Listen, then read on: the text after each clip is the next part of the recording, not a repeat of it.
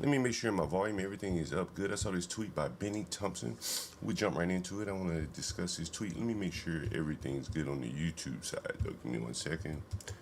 Give me 1 second. I always got to check these things before anyone gets in the chat and make sure I'm not sitting here talking to myself here. Talking to myself, so give me 1 minute.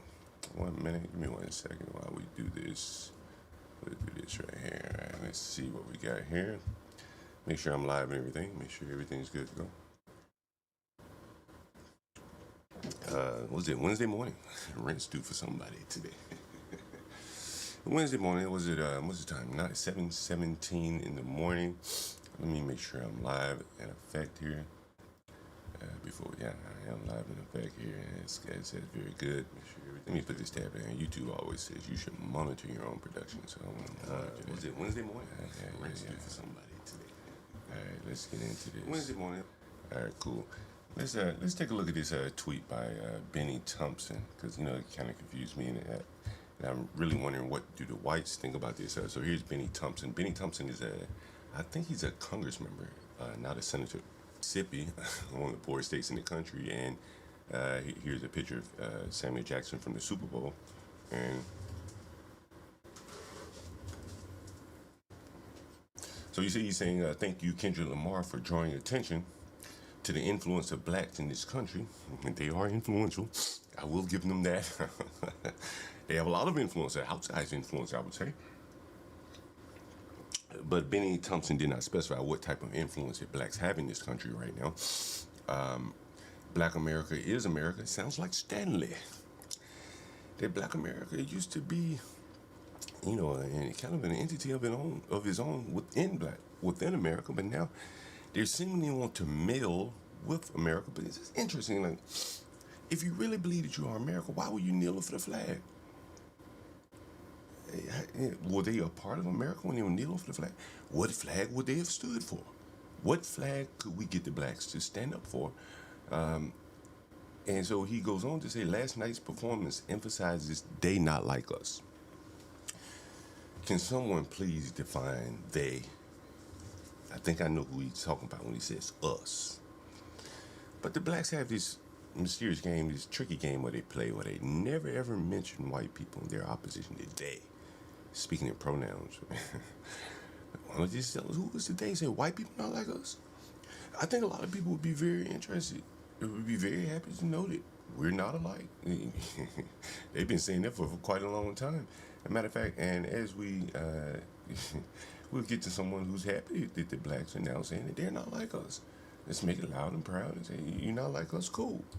And so we're going to listen to a little bit of Anthony Cumia this morning from the Opie and Anthony show, and he was talking about this whole Super Bowl thing, and it kind of, same thing. I kind of agree with him here is that the Super Bowl just doesn't, that performance, and I would even go so far as to say that the players do not represent the demographics of America anymore. I don't even know if we can find an entertainer that would fit a diverse America anymore. When Whitney Houston was performing, America was probably a very different country back then. Today, I'm not sure if she could do that. Let me see if I can find this tweet from Anthony Cumia here. If not, I will just go through some of my, what is it? What? What? God damn, Black America, boy, you get it, you want to do one thing, and then you go to Twitter, and Jesus Christ, you fucking blacks, look at this shit. I did a stream a while back, about black relationships, and then I was in a cab the other day, and I played the audio of the cab driver. He's like, man, we here to work, man. We got families back home, and we don't even take a side woman here. Most of us don't. We just trying to work, you know what I'm saying? And these people, black people tend to, engage a little bit more sexual proclivities here. And so here's a tweet. Aisha Howard, 38, she's the mother of little baby's first son, submits alleged text in her court filing from basketball player Anthony Edwards, 23. She's 38, he's 23. She also has a baby by Little Baby. And I think Little Baby is one of Anthony it was famous favorite rappers, telling her to get an abortion and that he hates her for bringing a child into work without a father. I won't be in a child life I don't want. You are sick. Uh, Again, this is Black America on steroids right here. We both may have intended it being childish, running from it won't make it go away. This is the woman right now. I'm pregnant. I wanted to tell you in person, but you gave me no other choice. We probably should have kept it cordial, but we're here now. You said, okay. Laugh out loud. Get the abortion. Laugh out loud. This man might be in a little hot water for this. He's telling a woman to get an, I know the Democrats are for abortion, but here he is telling a woman to get an abortion. Wasn't there someone did that a while back and got in some trouble for this? I don't need just hush money. My intentions are to blackmail you in any way. I mean, I'm front on it, blah, blah, blah. I'm not getting an abortion. Of course not. It's not an option. Oh my God, bye. Bye, see. Ooh, she told that nigga. Not bye, nigga, see you later. All these blacks have. It really doesn't matter how rich they are. They bring their drama into the wealthy neighborhood with them. Do you hate me because you bring the child in the world that's going to be without a father? I'm not asking you to be with me in any way. Blah, blah, blah. Hell no. She got the money. Now she got the meal ticket in her belly. You went on to repeat, I won't be in a child life. I don't want, blah, blah, blah, blah, blah. You are sick. And this woman has babies by rappers and other rappers, football players and shit like that. Like, you know, the unintelligent guy, he will always end up getting caught up by some honey trap like this. And, you know, this is a guy caught up in a honey trap. These people are fucking amazing. These people are fucking amazing. Anyway, I wanted to get to this Anthony Cumia. I think he broke it down very well. Here's Anthony Cumia. No, this is him. But I want to get to what he was talking about. Hopefully he isn't taking it down. For all the jerk-offs saying white people were upset about seeing Uncle Sam dressed as Sam Jackson. It has nothing to do with racism. But here's the video. Let's see, where is he speaking about the Super Bowl? I really wanted to hear his thoughts on the Super Bowl if I can find it. Anthony Cumia on the Super Bowl. And you can see he's tweeting quite a bit about it. Nina Turner says Black Americans built this country. And this may be it. No, that's not it either. Where is... damn, I saw it earlier this morning. I wanted to catch that. Let you guys hear a little bit of what Anthony Cumia had to say here. I'm surprised he doesn't have it anywhere. Maybe it wasn't on his stream, his channel. But as you can see what type of stuff Anthony Cumia covers. Damn, I was hoping, but we'll come back to this. I'll find the speech. I probably have it in my email here. But yeah, so that's interesting. You know, I think the blacks need to define the they and the us, so they can make it clear so people know who that they're talking to. Where is that Anthony Cumia?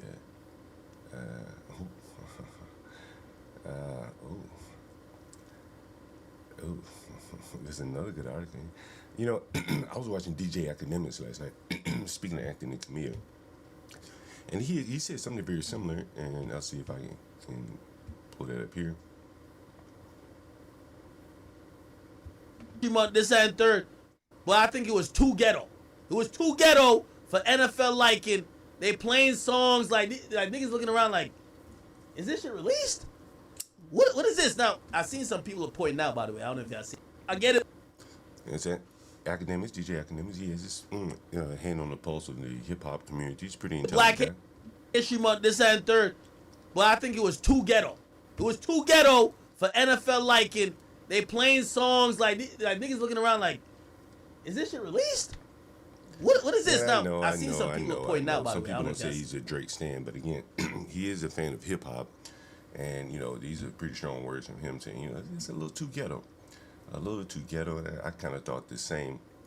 Again, it's not just me that's saying that. There's another guy, actually academics pointed him out, and one of these culture guys and influencer, and he goes on to say more or less the same. Oh, this is interesting. This is one that I think was the kind of the disconnect there in selecting someone like Kendrick Lamar. Did you take a look at this? And here it is. So he's saying gang like so them one. So this song right here, he when he made he was a little upset about everything that was going on. So he had to make them for the people. Man, you know what I'm saying, for the culture. So he gonna be like, they not like us. They not like us. So he's saying gang like us. You feel? Like people on the other side be doing what they be doing. Can you imagine this nigga trying to explain some shit to you? They not like So them one. So this song right here, he when he made he was a little upset about it. I mean, look at the crowd behind these people. I mean, there's no energy in this crowd. These people don't know who the fuck this man is. Everything that was going on, so he had to make them for the people. Man, you know what I'm saying, for the culture. So he gonna be like, they not like us. They not like us. So he's saying gang like us. You feel? Like people on the other side be doing what they be doing. But look, sometimes you gotta pop out and show them. You feel? You think that white man is understood any fucking thing?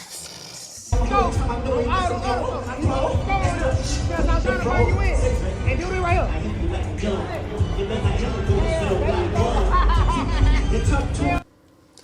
You know, I talked the other day saying, man, white men need to stay out of these stadiums. Let these niggas have these football games. This is bullshit here. You being lectured to what some low IQ motherfucker babbling about in a fucking rap song. I wouldn't be bothered. I mean, nigga, don't tell me nothing like this shit. So them one. So this song right here, he when he made he was a little upset about everything that was going on. So he had to make them for the people. You gotta fucking educate this man on a fucking rap beef. Man, you know what I'm saying, for the culture. So he gonna be like, they not like us. They not like us. So he's saying gang like us. You feel? Like people on the other side be doing what they be doing. But look, sometimes you gotta pop out and show them. You feel? Why he said pop out and show niggas? He ain't said pop out and show them. Kendrick said pop out and show niggas. Sometimes you gotta pop out and show them. You feel? Go, all the other folks, go on there. Because I'm trying to bring you in. And do it right here.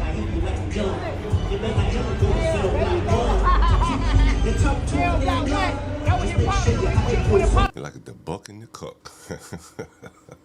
Or the bull in his You gotta pop out and show niggas. He's from the West Coast, I'm from the East Coast. We separated, you know what I'm saying? Like that verse. Now, tell me more, you know what I'm saying? No cap. Hey, Minor, you feel? When he was raining and I was in the studio, I was like, that'll win, you feel? They not like us. They not like us, you feel? You got to do like this. They not like us. They not like us. No, they not like us. Hey, are you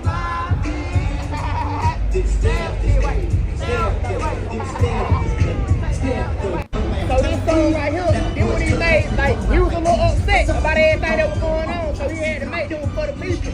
Man, you know what I'm saying, for the culture. So he gonna be like, they not like us. They not like us. So he's saying gang like us. You feel? Like people on the other side be doing what they be doing. But look, sometimes you gotta pop out and show them. You feel?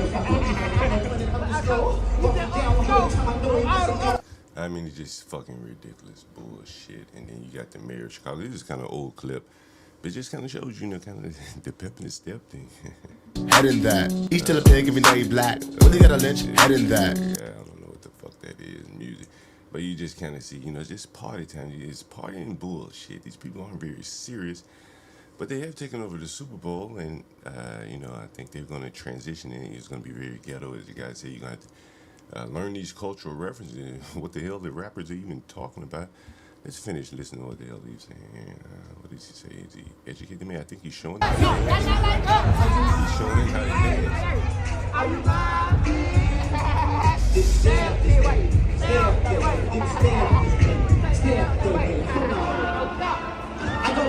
I think it really shows you know, just how, you know, Jay-Z put on a show. You know, he just doesn't know how to appeal to a wide mass of people in terms of putting on a production. Maybe he can rap, and you get a different demographic, but with this demographic, he did a very poor job of putting on a show to appeal to them. I think it's very obvious. I really want to find that Kendrick Lamar discussion by, you know what, let me see, I think it's under Compound Media. Let's see if it's under there. Maybe that's where he may have placed it here. Let's see. Let's see if he put it over there. Give me 1 second, I'm going to pull that up. Oh, what time is it? 7:31 this morning, okay. All right. Let me see if I can pull up some Compound Media here. Anthony Cumilla's show. He may have it clipped from here. Let's see. I wanted to get to that about him talking about the Super Bowl here. Nevertheless, I'll probably pull it up at some point. Let's see what we have. I'm just going down my Twitter stream here. Some things I saw that I bookmarked here. Here's one of the first things. Here's a picture of Beyonce 20 years apart. You know, when they talk about they're not like us, she's becoming more like them, not like us. Man, quite a dramatic transition. I mean, the body, you know, transition, you know, I don't know what's normal there. But the face, the hair, I mean, like, that's a hell of a transition in, you know, 20 years. Like a Sammy Sosa type transition in a way there. So kind of interesting. Let me take a look at the comments while I'm getting this Anthony Camilla article up. Good morning. In 8 ways, what's up? Kimmy Cakes, you up early in the morning? You saw him in New York at the President Trump rally. He's amazing. He's one of my favorite YouTubers. You're a huge fan of Benny. Benny Johnson. Yeah, he represented. Benny Johnson represented. No, I thought he was in. And I'm talking about Benny Thompson. Benny Thompson, not Benny Johnson. Benny Thompson is the guy that I was referring to. Let's see. Benny Thompson. There's more people talking about the Super Bowl show was trash, but Benny Thompson was the one that said that that he did a good job of representing the Super Bowl. You know, they not like us. I'll pull it back up in a minute. Gosh, I want to find that Anthony Camilla. Let's look at some more stuff coming out of Philly. There's more fights breaking out in the streets. This is a good one.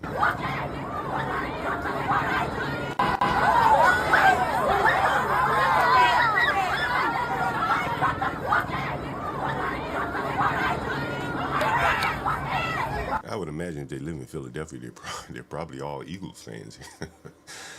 But nevertheless.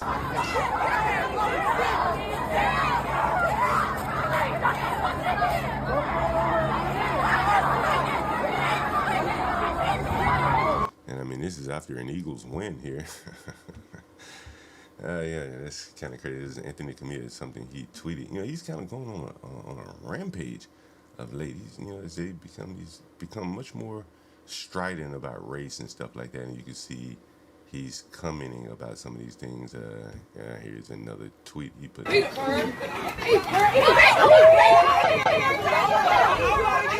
Yo, that bitch that got a blunt in her hand. Yo, the size on these women, though, yeah. Someone said these women need to be on the battlefield. That's a big ass right there. That's a big ass right there. Jesus Christ. God damn, both of them women. Shit, football field, not the battlefield, at least.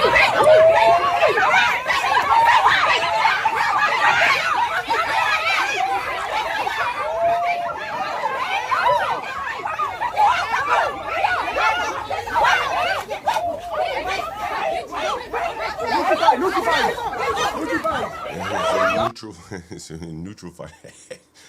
And you know, it's crazy. One girl had her wig pulled off. It had quite a bit of hair. I will give her that.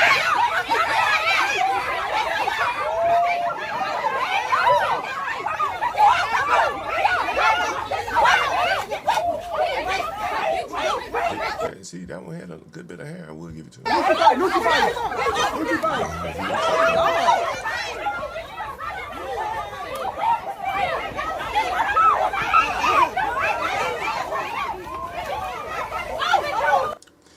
I must remind you, this is Black History Month.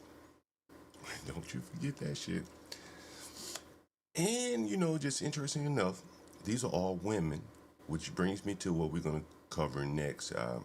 Yeah, we're gonna get to that next. We're gonna cover a little black art, black history, women art.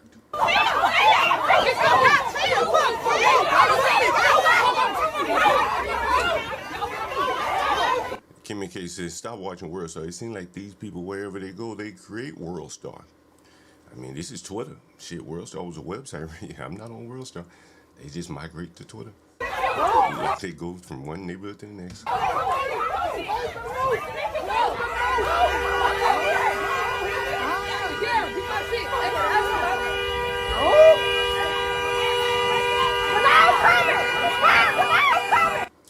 Pink cars, bonnets, overweight women, middle of the day. Man, like, this is why the BeBrave show, like, I mean, it does so well, you know, or it's just such a natural fit for us. When you have to look for material, this shit just pops in your lap. People send me this shit all day. And not to mention, I am a landlord, so I see this shit myself. I don't even need the extra material because I already got it. And here we go. That's enough of these motherfuckers. Could you imagine living in this fucking neighborhood? Traffic's blocked, women fighting. Nobody's able to corral these people, get them in order. And here we go. Bellies and buns. And some kind of pink Cadillac. I mean, this is really amazing. This is the black tax being shown here for all to see here. Really amazing. Really amazing. Yeah, I see it all the time. Someone sent me a message about the dead guy. Now, no more messages from the police. They have not called me back. I was thinking about moving the young guy that was living there that was kind of freaked out by the police, but maybe I'll let him stay there for long. As long as he doesn't talk to the police, I think he'll be good. Anyways, so yeah, let me jump into this black art. Yeah, okay, let's do it. A while back, we covered an art gallery down in Atlanta, and it was like they did a seminar installation on hip hop. And so we're back covering this art gallery here, and so this time, I guess they're doing an installation on black women, and you know, I always find this stuff interesting, you know, and I know the guy very well, and so someone sent this to me, updating me they were having a new. So we take a look at some of the black art here. Let's see what she has to say. This is Lillian Blades.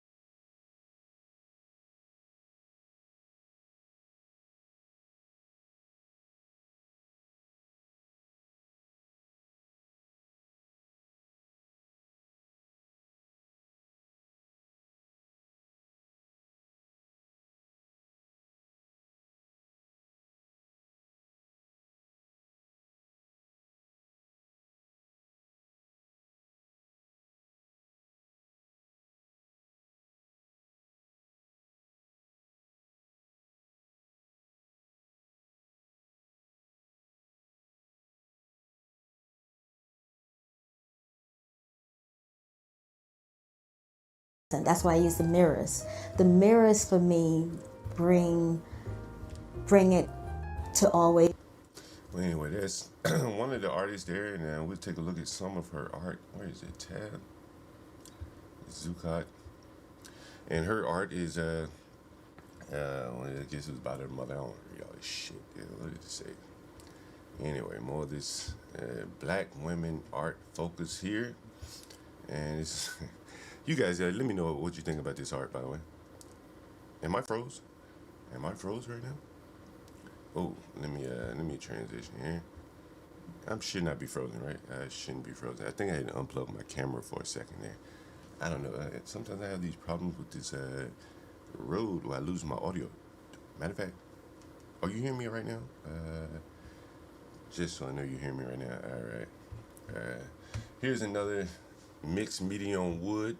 Again, this is a buddy's art gallery down in Atlanta, right by the Mercedes-Benz Stadium downtown. And so he's doing an installation on black women, blah, blah, blah. And so here's some more of her art here. It's honoring her ancestral visual tradition. Just walking. It's actually a nice demonstration. I will say this. I will say that. Let's see if we can walk around the art gallery some more. I'll close her down. We go to this right here. Here and there, wood block. How do you get over there? There she is. And this is Jamal Barber here. Oh, you can't see that. Let me transition. You can see the screen. Here's another guy here. More black art here. This is for the women. There's a fantastic archive from the late 1800s of black women photographed in their time. And so that was kind of his inspiration there. Here's another picture here.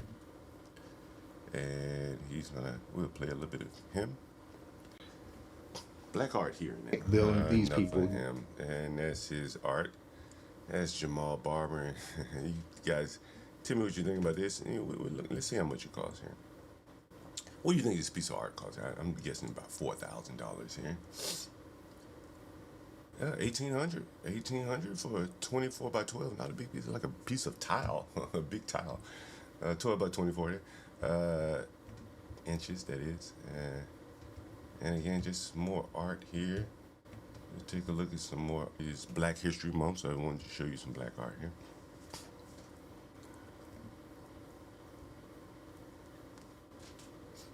Georgette Baker. Dreams folded down and neatly tucked away. Here's some of her art. There's a wet nurse piece. Privilege 2. Wet nurse. Wet nursing during the antebellum period in the American South was a form of labor specific to slave mothers. Okay. Let's see what she has to say. That's her story there. That's her art. And let me know what you think about this. Again, this is my buddy's art gallery in Atlanta. This one is called, I guess it's still wet nursing. Oh. All right, wet nursing on Gator board. I'm not much of an art person. Let's see what this guy has to say. This guy all the way down here. How do we get to him? How do we get to this guy? Maybe I have to close her down first.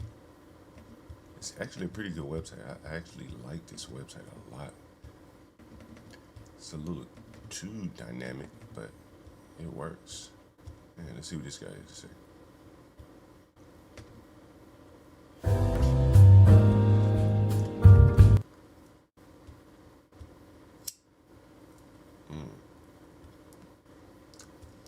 Maybe a little too much video there. Anyway, interesting. Let's see if it plays. It's not playing. What the fuck?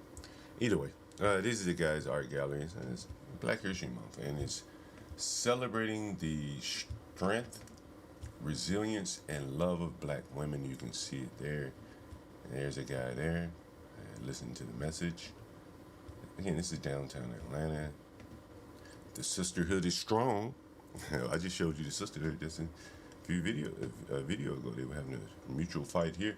The sisterhood is strong. The concept of sisterhood goes beyond friendship. It embodies deep-rooted connections among women who share common experience, struggles, In Brooklyn, New York, a network formed by writers Toni Morrison and Alice Walker, blah, blah, blah, grew to include other black women, blah, blah, blah, blah, blah. Let's see what she has to say.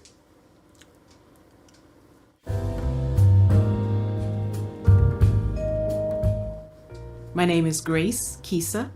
I am a multidisciplinary artist. I work primarily in sculpture. I do some painting, photography, printmaking, costume design, installation. The body of work that I'm creating connects to the theme of connectivity, community through sisterhood, partnership, and community. My personal connection, of course, is I am a sister, I'm a daughter.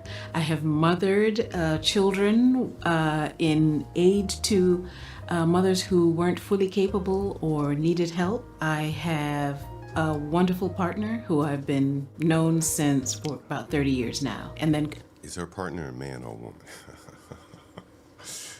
Is that partner she speaks of a man or a woman? I'm part of a wonderful, vibrant sisterhood and brotherhood in this community. The narrative, again, for the work that I'm doing, one piece is centered on sisterhood.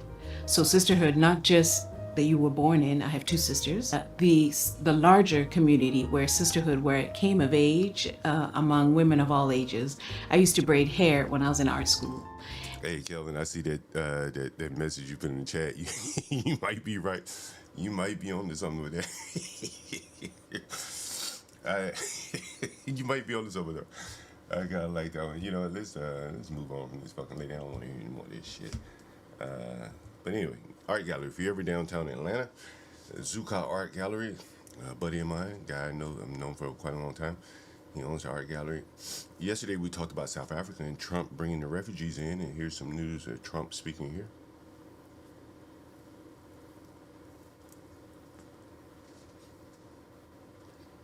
If it'll ever load here. Let me close on these tabs.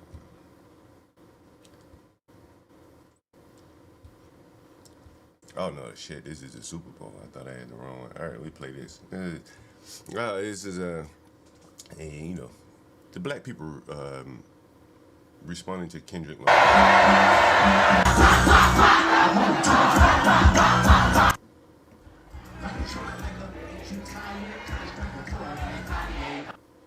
And the crowd goes wild. The crowd goes wild on the A minor part. Again, it's very interesting. The animosity toward Drake, and he seems to have been very good for the rap music industry, but he has now become persona non grata in the rap world. So that'll be interesting to see how that all turns out for his career. I'm sure it'll be okay. And here's another one. I thought I had Trump up, but here's Trump. This should be Trump, I should say. Yeah, here it is. The media, curiously, is not talking about this. It's a very interesting thing that we have white refugees.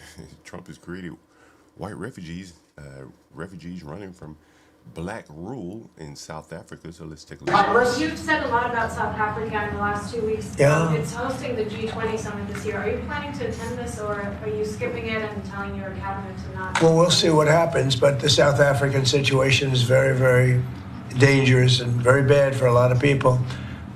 There's tremendously bad things going on, including the confiscation of property, and worse, much worse than that. You know what I'm talking about. And we're not making any payment until we find out what's going on in South Africa. Yes, please. You know what's interesting? At this point right here, he could have said the words, but he wouldn't say it. And let's see here. And we're not making worse than that. Worse. The confiscation of property, and worse, much worse. Well, what's worse than that? Everyone knows, but he can't say. And it's very interesting. Trump is usually a very straight shooter. And you would think he would mention what's happening in South Africa, but he will not say he mentions the confiscation of property and taking the aid. But there's one thing he just can't say. Going on, including the confiscation of property, and worse, much worse. What else could be worse than that? Donald Trump. And what is worse is that South Africans having quite a bit of farm murders. And that is the issue there. They're having farm murders. Give me 1 second. I just missed the call. Yeah, farm murders. So that is the word that he seemingly can't mention there. So very interesting. And I'll take Kelvin. Sorry to take the frozen screen down. What's up, Free Zone Lou? Daniel Nixon. You know what? Daniel Nixon is in the audience, and I saw something on Twitter and the other day. I think it was this morning. And we all know Kanye West has been debanked, well, thrown off Twitter, Shopify. And I had to thought about it, like, bro, you knew they were going to throw you off of these platforms because you've seen a pattern here.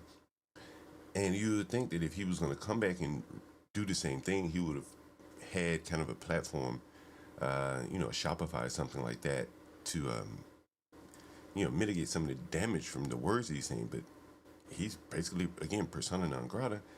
And he just didn't build a platform for himself. How hard could it be with the amount of money that he has to build a payment processing, you know, merchant Shopify type, you know, even if it was just for himself and maybe a few other artists, it can't be that difficult. I could build at least the front end. And it's just a matter of getting the merchant account. But he never did that, and now the Shopify has banned him. So for Daniel Nixon here, I saw this the other day on Twitter, and a lot of things coming out about the Jewish people here. In a speech from Rabbi Rabinovich in Hungary, 1952, in a real declassified document on the CIA's website, I can state with assurance that the last generation of white children is now being born. Our control commissions will, in the interest of peace and wiping out interracial tensions, forbid the whites to mate with whites. The white women must cohabit with members of the dark races, the white men with dark women. Thus, the race will disappear. From mixing the dark with the white means the end of the white man. That is very interesting. It's true. Assuming it is true, you know, it plays right into the conspiracies that people have about the Jewish people. You know, if there's any element of thought like that, you know, I don't think most people think like that. Even their most sinister people aren't talking about some control commissions running some type of ethnic warfare. This is very interesting. Again, I'm from Alabama. Never really grew up around many Jewish people, and to see things like this and to hear people complaining about it so much, very interesting. And I know Jewish people, so I don't have any problem with them. But you know, it's very interesting. Come in and chat. Let me know what you thought about that, because you see it all the time. One of the things, you know, a lot of the right-wing people, some of the people that I read, they talk about the advertising, how you often see a white man being portrayed as silly or stupid, where some heroic black woman or black man comes in, the black people buying insurance and things like that, showing them in a light that may not be necessarily, you know, representative. And so, you know, with talk like this, and you hear it from many different angles, many different people, it's just interesting. It's just interesting. You see, like, all the Black Lives Matter protests, you see who's behind all of those protests. And again, you know, you know, people say that the Jews have kind of used blacks as their, you know, like their pit bull. And in this case, it is kind of interesting. Here's another interesting article. That's kind of a video coming out of a lady meeting here. Mandates who you buy food from? Yeah. Give us the funding. Yeah. They tell us where to buy the food. Yeah. And then they negotiate the contracts with the providers. That's, okay, that's interesting. I did not know that. Oh, yeah, it's like So the stuff that deeply. we buy, the medical tax, the money that we have to use for those products and stuff. So they'll give us hundreds of thousands of dollars, but we can only spend it in their channels. So when you say their channels, can I ask, are there specific companies that you're allowed to buy through, and are those? We purchase through DoD. They have their own ordering guide, and we purchase through them. But they work out the contracts throughout the General Mills country. and different- Yeah. They work out those contracts, and it varies each year who gets those contracts, but we have no control over that. So if we come across a consistent issue, we can refuse the order. It goes back to them, we get the credit, we can spend it she is again nice with looking. them in hopes that the quality is better when it comes back. Right. That's what happened with bananas. When you asked about bananas, they were consistently coming in completely green to the point where they would not ripen at all, even after we had kept a case in our warehouse for 2 weeks and it did not ripen. It was starchy and hard, and so we sent all the cases back and then no longer took bananas off the menu entirely because there's no nutrition in that. They could not guarantee quality. Yeah. And you have no choice but to order them through there, so it's bananas or no bananas. Yeah. Wow. But that's the thing, Francis, like just today, they have to put it on their plate and they're told, so you just want to eat the tater tots, but you're not going to eat this burger that you hate, and you're like, please just give me the tater tots. They're like, you have to put it on your plate, otherwise we won't get reimbursed. But no one's tracking the garbage can to see what's actually. So what she's talking about here is that in the public schools, they have to give you the food. Even if you're not, you can tell them, hey, I'm not going to eat it. They have to give it to you, I guess in many cases, to be credited for it, to be reimbursed for the food. So she's saying that we're throwing out so much food that the kids aren't eating. It's low quality food anyway, as they also are talking about here. But this just highlights one of the elements of the educational industrial complex and the rackets within, and that there are all these contracts to provide services, food, breakfast, lunch, dinner, in many cases washing their clothing, the books, tutoring, English as a second language, and at every turn there's someone looking to skim a little off the top, and this is an example of that as it relates to the food. The food is probably one of the bigger budget items in many school systems, so of course it is going to be a magnet for people wanting to get paid. Actually going in there. That's true for every public school district. Their nutrition services do bring money in. They're one of the only revenue generating departments for the district. It seems to me like... I don't know if you heard that, but she said that the food service is one of the few revenue generating departments for the school. And so what she's saying here is that we get money. Either the parents, parents pay for their lunches forcibly. Typically, you can't. In many cases, they don't allow the children to bring their lunch to school, and they get grant money and all type of things like that. So this is one of the departments within education that actually brings in money. So she's more or less flexing her muscle, or talking about how they can flex their muscle, in the sense that the food vending within the school systems have a lot of power. They have a lot of jobs dependent on them, and there are big corporations like General Mills that depending on all of these schools all around the country buying their products, their poor quality products at that. The people who are on the floor, who are trying to do the right thing for the kids, are in it every day. They're seeing the food, they're preparing the food, and they really want the best thing for all of our kids, which is the same as what we want. Then if the bananas are no good and you guys send those back, then there's no bananas for the kids, and that sucks for you guys, and it sucks for us, and it sucks for the kids. And in the same respect, if the Department of Defense is supplying the food, and they're the ones who are negotiating these contracts with these mega corporations like, General Mills and Nestle, all of these, then they are incentivized to get the lowest quality at the highest, price. So then the more processed, the better for them. So again, it seems like the only options you guys have are the things that are predetermined anyway. And so your options are limited. So then I guess what my main question is, after hearing all of this, what are the actual choices that you guys and us together do have? Like, can we make different recipes, different options, or is this like a, here's how it is, and so we should do this, or we should send kids to school with their lunches if we don't like it?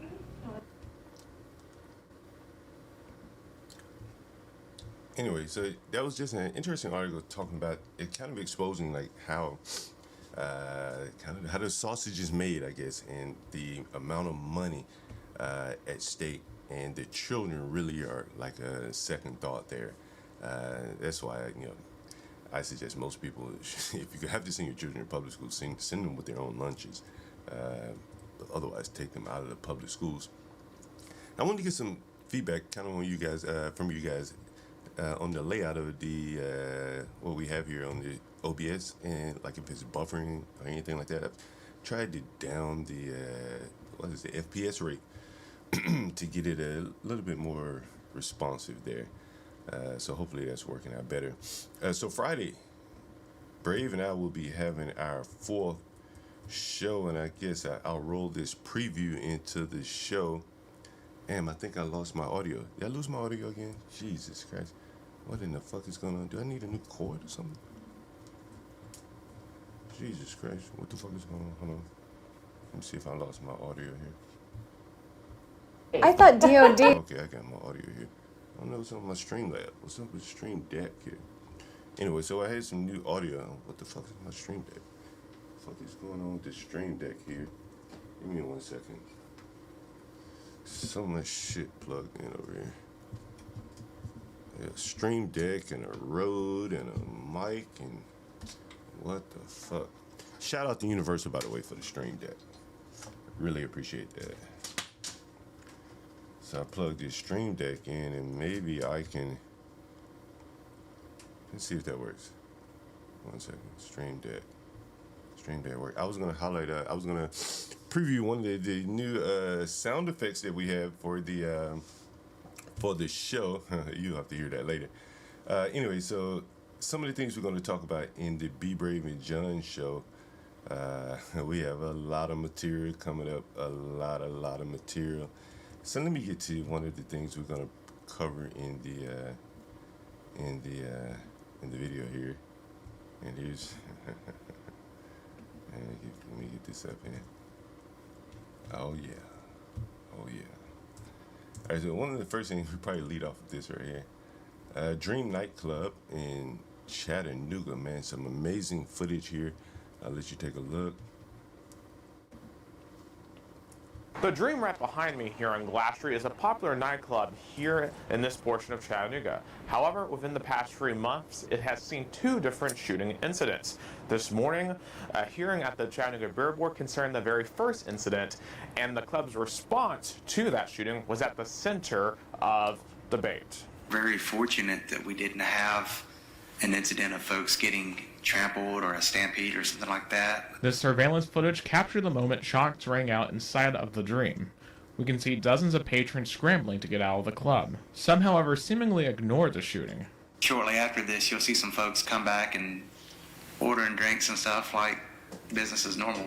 As officers tended to the wounded person, they say the staff was uncooperative as they tried to obtain information. The lead security guard, Josephus Reed, defended this. So you had a room on Facebook that 4 different guys had 4 different guns in there. So when you're going off just hearsay, you shouldn't speak on hearsay. You should only speak on facts. Reed did admit there were security lapses that night. The metal detectors were broken by the cleaners, people who came in and cleaned. They dropped the metal detector, let us know that they had broken. This is the only reason the metal detector was down. Yasmin Springs, who founded and owns the club, said all the security working that night was fired and has been replaced. As a beer board arbitrator recommended they lose their alcohol license for 5 days, he argued the situation was to some extent out of their control. I guess him and the guy had the same old lady or whatever the situation may be. The same old lady or whatever situation. They had a situation going on that we... Can you imagine going to a city council meeting, you fighting for your liquor license, and you up here talking about old lady? Didn't know nothing about. Unfortunately, the guy came in, wasn't in 5 minutes, didn't buy a drink, didn't do anything. And that right there is the black dilemma. Say it one more time, homeboy. It's him and the guy had the same old lady or whatever the situation may be, and they... Oh shit, Hood, I just caught what the fuck going on here. Oh shit. Oh, I can't wait till Brave comes on. I might have to let me call Brave right now. God damn. Oh shit. Oh shit. Let me call Brave. Oh shit. Oh shit. Did y'all just hear that? Did you just hear that shit right there? No, you didn't. You couldn't have heard it. Oh shit, I gotta call Brave. Oh shit.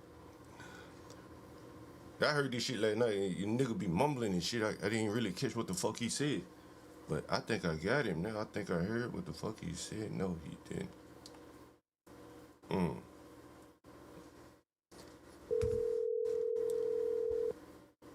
I know Brave up and ready to go anyway.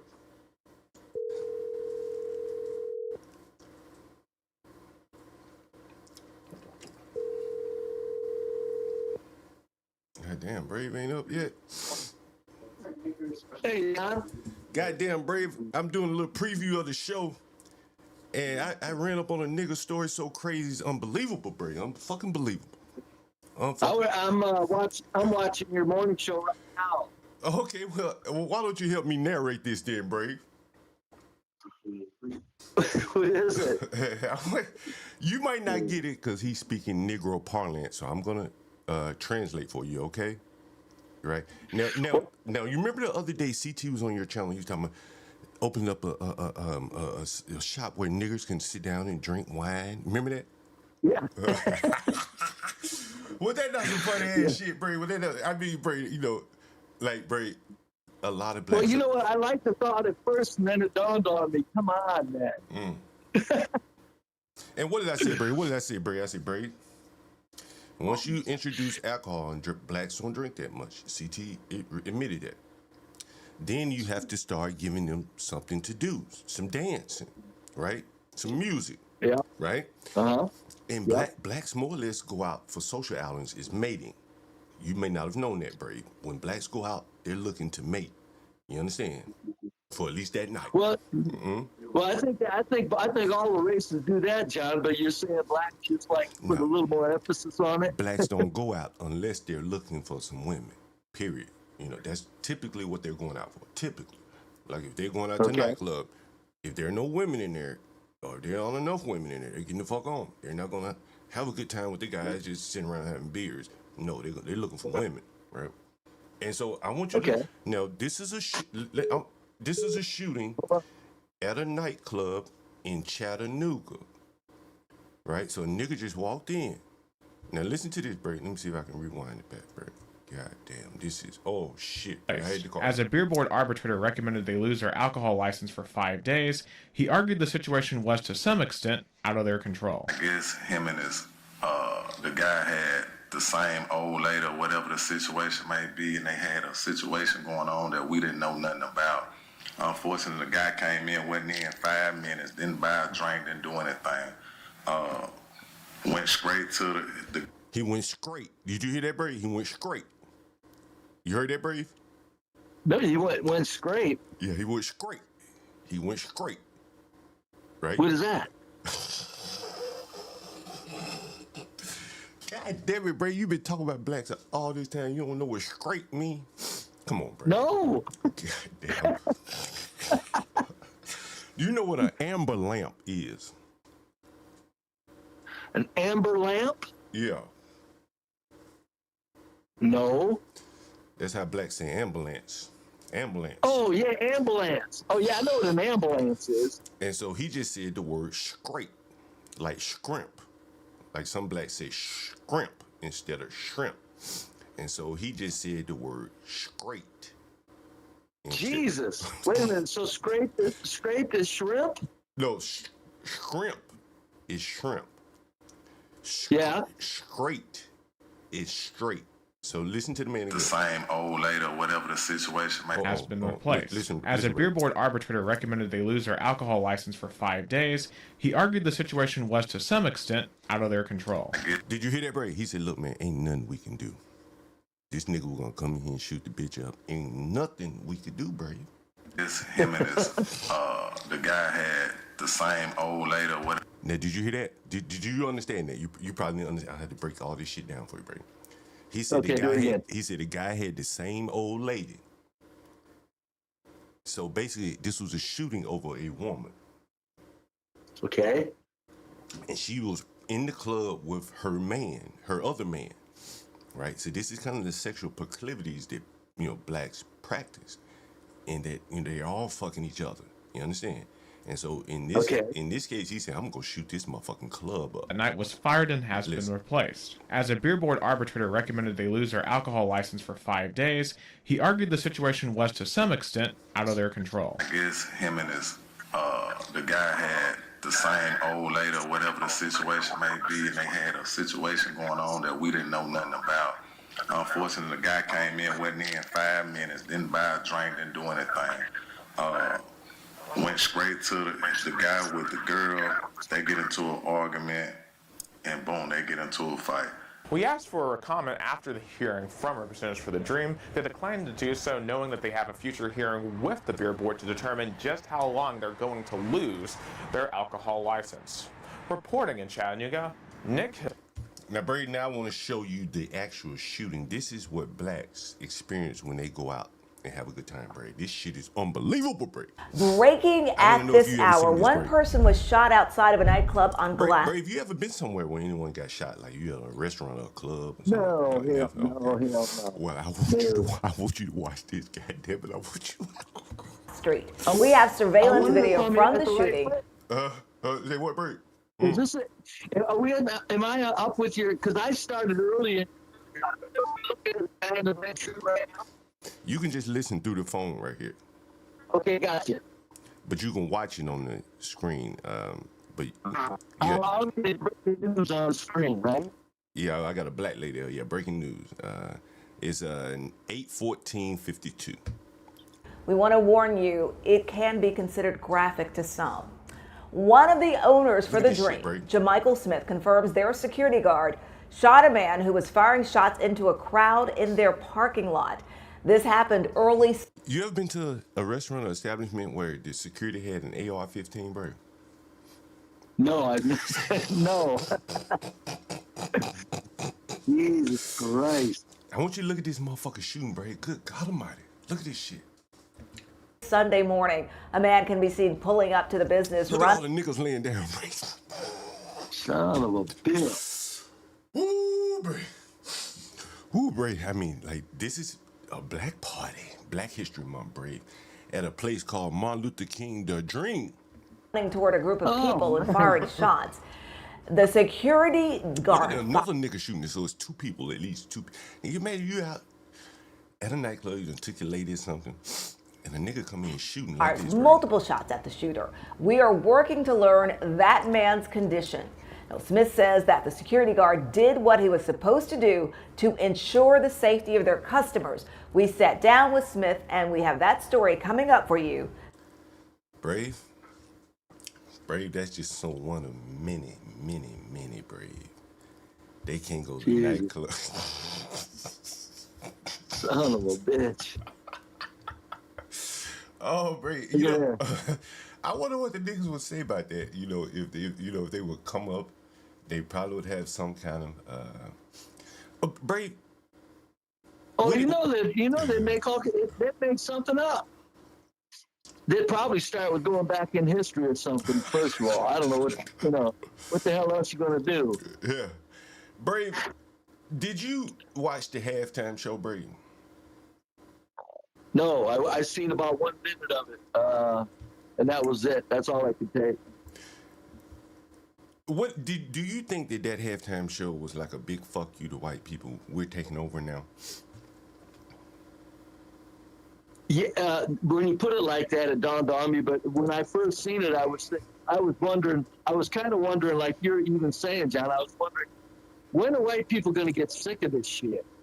Brave, I'm gonna be honest with you. When I saw Donald Trump standing there erect, in that, the military salutes position, those white women with their hand over their heart, to some niggas who you basically brought in this metrosexual, gayish looking black man. He jazzed up or put a rap spin on the national anthem. And these same blacks 5 years ago were protesting the anthem. But now they've more or less changed it up to a rap national anthem. Hold on a minute. So they had a regular national anthem. They had the black national anthem. And they had a rap version of a national anthem? Well, no, the black man singing in a black intonation, right? He's singing, how blacks would go in a gospel church. Well, how they drag everything out and, put a little, black in it. It was a black national anthem. It was a black version of the national anthem. In other words, what I'm saying, Brave, is that blacks and whites celebrate everything differently. They are not like us. The blacks are telling us now, you are not like us. They won't explicitly say who the they is. And I think that's very cowardly of them. But they're telling white people, you're not like us. You don't celebrate like us. You don't sing your national anthem like us. But you will not fucking kneel for our version. And seeing Donald Trump up there erect, head to the, salute status, it just looked weak to me, like he was cucked, Brave, and didn't even know it. Nah, John, you got to look a little deeper than that. Donald Trump is one of the corporate agents, buddy. He's up there knowing he's adding to the division, John. In other words, he's legitimizing that black horse shit. Yeah, that's what I'm saying. Yeah, that's what I'm saying. That seemed cuckish. Yeah, he's to me. legitimizing the black horse shit, meaning he's empowering black people.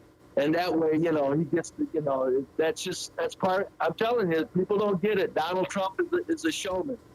Yeah, it looked cuckish. That's all it is. It looked very cuckish to me, Brave. Yeah, sure. To have him more or less, standing up to these niggas when these niggas were talking back to him, refused to stand up, taunting him. And now that they get to put their spin on it, Brave, he's standing there, demanding that everybody else, I don't know, it's just kind of weird to me, Brave. It's just something. Oh, it is very strange. It is very strange. President of the United States should have been completely ashamed of that halftime show. Yeah.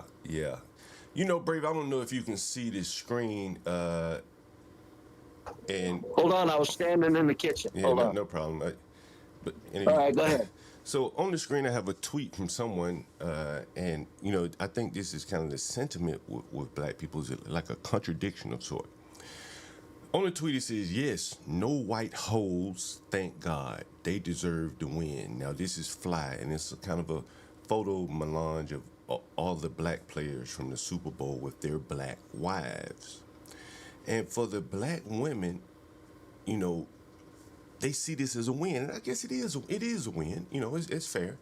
But at the same time, they've been forced to swallow this diversity, and they have to kind of act like they don't dislike it when they see most of the successful black men with white women.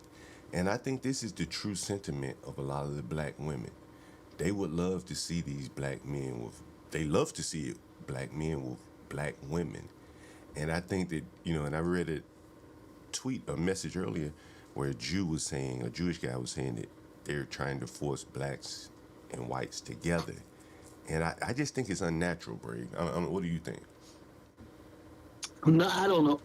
I think the wholesale, the mass attempt to combine the two is unnatural, but I think on an individual basis, I don't think it's unnatural. But considering that the two complete different cultures, and the black is becoming a culture that's so destructive on its own, that now to try to combine the two cultures is completely unnatural. Hey, Brave, look at the screen here. This is from the Super Bowl, Brave, and this is, just imagine you and me here at the Super Bowl. I'm the black guy. I've seen that because I started some replay, and so I just started back at the very beginning. I was going to watch the whole stream. I've seen that annoying. I've seen that annoying stupid fucker, man. What would you like? So this song right here, it what he made, like you fucking mouth. The fuck up. Would you have wanted an stupid motherfucker? Would you have wanted an explanation though, Brave? No, I'd have said shut the fuck up. I don't want to know about petty ass shit between the dogs that act like you. You fucking piece of shit. Just listen to it, Brave. Upset about everything that was going on, so he had to make them for the people. For the poker. So he gonna be like, they not like us. They not like, he had to make them for the people. For the poker. So he gonna be like, they not like us. They not like us. So he's saying like, they ain't like us. You feel? Like people on the other. Do you think that white man, you don't understand what the fuck this nigga saying, Brave? No, the only thing I heard was they not like us. And look at the white guy. He's sitting there. The white guy makes me sicker than the black guy. Tell him to shut the fuck up, idiot. You feel me? Stupid bastard. These white people make me fucking sick. Yeah, I told that nigga, shut the fuck up. Nigga, I don't want to learn nothing about this bullshit. Sometimes you gotta pop out and show, you did. Stupid fucking bullshit. And then the way he's talking is annoying the fuck out of me. I'd have to ask him, I'm sorry, how old are you? I don't know, you're babbling like a fucking 3-year-old. Dumb son of a bitch. What's your fucking IQ there, fella? Can you even talk? Hey, we got CKJ3 in the chat saying it's a skit, Judd. It's a skit. Well, I tell you what, Brave, it's a skit that really reflects reality. Because the average white person don't know what the fuck this nigga talking about, right? That's true, right? That's very true. That's a skit. It's a goddamn annoying skit to beat the hell, I'll tell you that. And he's explaining, Brave, again, that they not like us. And I think well, you know, not only that, but John, if this is a skit, I just seen when I got your call, I was watching the ladies all fighting, right? And I'm saying that this is a skit. Was that a fucking skit too? Fucking crazy ass black people making me sick to my motherfucking stomach, man. Early in the morning, bro. Early in the morning. Oh my God, I tell you, man. Hey, well, we gonna see. Let's watch more of the skit then, because niggas do seem to engage in a lot of skits.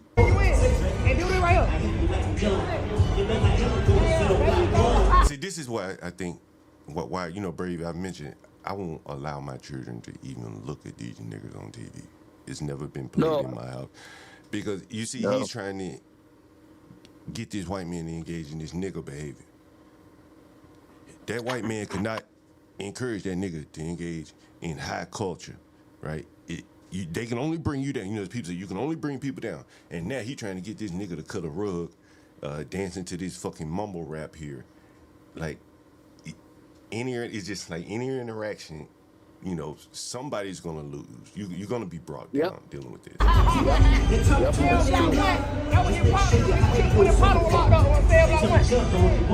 No, he telling him about him and his partner were locked up on cell block 1.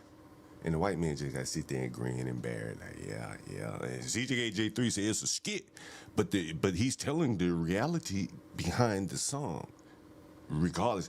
And again, like, some rap beef. You know why CK says that, John? He's fucking praying that that's a skit and it ain't real. He's fucking praying that crazy shit ain't real. CKJ3, tell us. This is pathetic, man. CKJ3, can you tell us who the they is? Define the they. That Kendrick Lamar is speaking of. The niggas won't define that they, bro. They won't define it. He's from the West Coast, I'm from the East Coast. He's separated, you know what I'm saying? Like, let that bird. Now, tell the ball, what's that? He said, it's my cousin. I guess this nigga related to the rapper or something. Hey, it's so proud. Say what? Say what, bro? Oh, that would make me so proud, I guess. Ooh, bro. Somebody said he's a comedian, Instagram comedian. But again, comedy, you know, the funniest comedy is based off, you know, kind of the truth, right? You know, and the truth of this matter is that to the average white guy like this guy at the Super Bowl, this shit goes over his head and he has no interest in this. My point, I don't care if he is a comedian. It's like, you know, wait, save it for the stage. I'm here trying to watch a fucking football game. Shut the fuck up with your stupid black style of talking. I can't understand it. You're talking fucking loud and annoying. You fucking expecting somebody gives a fuck about what the fucking death rap is about on the stage. It's amazing. It really is amazing, bro. You know, and again, you remember I played the clip of the guy that sang this song where he said rap is the most important thing or something to the culture. There's nothing more powerful than rap. And I do believe that a lot of blacks think that, Brave, and that is why he feels you got to remember, John, the rap is the most powerful influence to the black people. That's why their culture is so completely screwed up. Yeah. That is the most important influence. 70% of people are 70% of American blacks are out of their minds with mental illness. Thank you, in large part, to rap. Let me ask you this question about music, Brave. I'm not a big music person, so I'm not the one that can really talk about this. And I definitely don't know much about, quote unquote, white music, right? So I'm listening. Okay. I'm listening to Anthony Camilla, and he's Anthony Opie used to be a radio host, and he was saying they could have played the Rolling Stones, and everyone would at least know who the Rolling Stones are, and you'll know some song from the Rolling Stones. Now I probably do know a Rolling Stones song, but let me ask you this: can white parents listen to their music with their children? Like if you're riding in the car, can you cut the radio on Kiss FM and play the music that the parent listened to with the child? That started happening. It didn't used to be. It used to be the parents would be listening to big band music. The child would want to be listening to the beginnings of rock and roll, which a lot of them was like Richard and Chuck Berry. Black. Oh, you're breaking up a little bit, Brave. You're breaking up a little bit, Brave. You're breaking up a little bit. Go ahead, Brave. Hold on, just let me send the link to come up. Oh shit! I'm on OBS today. I don't have a link to get you up. Oh, Brave. okay. Yeah. So okay. How am I doing now? Oh, it's better. Go ahead, Brave. Okay, yeah. So no, white parents started listening to the same music with their white kids when the music not only it wasn't harmful at all. It listened to like Daryl Hall and John Oates. Right. People like that. But yeah, white parents would listen to music, but the music that they were listening to their kids with was absolutely not at all bad. Can you listen to Taylor Swift with a child? I don't even know any of her songs. I don't either. I've never heard it. My guess would be it depends on the lyrics nowadays. They may, because due to black influence, country music may be talking more and more filthy. Thank you, Beyonce. But I'm not sure. I don't country music. I'm not sure, but I think there's a lot of country music that a parent and a child can listen to together. Yeah. Of course, that's the last time I listened to country music. Though it was a long time ago. And again, I know that, and I've experienced this in the workforce, Brave. And I'm tell you this again. I remember being at work and you would go in and say there may be a black guy. Let's say he's at work, and maybe, kind of look ghetto, maybe works in the mailroom. And you might hear his music playing. And it wouldn't be very, bumping. And let's say he's just playing R. Kelly, bump and grind. You can't, that's really not professional at work. Would you say that's fair, Brave?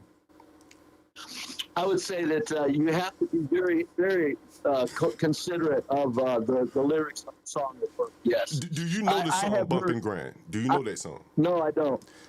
Well, it's basically R. Kelly. Do you know who R. Kelly is? I couldn't pick him out of a lineup, but I've heard the name. He's been in a few lineups because he's in prison now. And R. Kelly sang very sexually promiscuous music, right? Bump and Grind was reference to sex, and he had songs like... Well, of course, yeah, I got that. Yeah. Now, many black people love R. Kelly. But the music, clearly you can't play that in front of your children. No, right? No. You understand? No. But if you're right... And if they listen to it, it's because they should have to be that they have sneak and listen to it. And so if you're riding in a car taking your child to school and you listen to black radio, and you very well could turn on black radio, something like Bump and Grind would come on the radio, right? Or Freak Me Baby. Freak Me Baby, I think it was by Jodeci.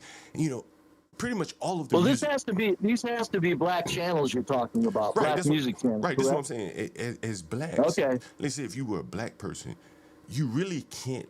Your music that the average black person listens to is off limits to their children because it's too damn explicit. They can't even let their employers know that they listen to that. They wouldn't even feel comfortable letting a white person know what kind of music they listen to. So what I'm saying is that blacks, although they talk about rap music is the highest of culture, so important. If you walk up to a black person, Brave, a professional looking black person, that nigga will be playing Jay-Z and Nas and all that. But if you ask him who does he listen to, he's gonna tell you all this other obscure shit. He's not gonna go and tell you what he really listened to, because I think blacks, by and large, are embarrassed of how ghetto and guttural rap music is, even though they still like it, right? And it presents a unique dynamic. And what other race of people are embarrassed of their music? Because it's so damn destructive, you know, but they like it, you know. It's very interesting to me, Brave. And it's back to what you were saying. I know a guy, I worked with him, black dude at work, and I'm telling you, we were good. We were good friends. We got along. We had a good time. No matter what, we would always have a good time. And he's telling me he's playing rap at his house, right? Mm-hmm. And I'm saying you got babies and children, right? I said, do you keep it turned down? He said, no, I kind of keep it at the same volume. I said, Jesus Christ. You know, we were good friends, so I told him, I said, yo, dumbass, and don't do that to your kids. Jesus. Look at this. Look at this tweet on the screen. This is from a former Congress member. I think she may be still a Congress member. I'm not sure. Let's see. Oh, I wouldn't doubt it. She says, blacks built this country. And it's a picture of Kendrick Lamar at the Super Bowl standing in between, you know, some of the performers. And I mean, a lot of blacks really believe they built this country, Brave. You know, and I think the hard part for them is that they look around and they see their neighborhoods and they can't even keep their neighborhood safe and clean. You know, so it's like one of those things that, you know, it's like, you built this country, okay, why you can't keep your neighborhoods clean? Somebody else should do that. Yeah. Since I get accused of stolen valor so much, wouldn't that be a perfect example of stolen valor of modern blacks saying they built this country? Yeah. When they can't even when they can't even build their own, when they can't keep a neighborhood in shape. Yeah. Jesus Christ. And you know what, John? You can bet on it, man. You can bet on it. That shit about blacks built this country, they're resting on their laurels to the point that that's their own psychological, that's a psychological refuge. Because they know right now black culture is completely fucked up. Yeah, and I think to keep repeating something that you know is not true will make you go fucking crazy, Brave. You know what I'm saying? It will, yes. Called delusional. Yeah. Yes. Listen to this, Brave. Yeah, new details tonight in the shooting of a 7-year-old girl in the Fox Meadows area. Memphis police say she was shot in the head by her mother's boyfriend around 9:30 last night. Now this. You heard that, Brave? Look at that Negro. Go ahead. Did you hear it? I run it back. No, play it again. Oh, yeah. You gonna love this one, Brave.